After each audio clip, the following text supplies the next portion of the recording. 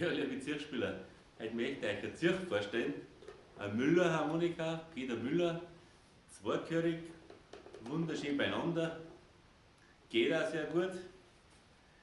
Damit ihr seht, dass es auch gut geht, spiele ich jetzt ein kurzes Stück für. Ein Gamsjägermarsch, für mich ungewohnt ein bisschen die Zirch, aber damit ihr es hört und seht, dass die wirklich gut beieinander ist, vielleicht sucht ihr nur der eine oder andere ein Weihnachtsgeschenk zum Beispiel.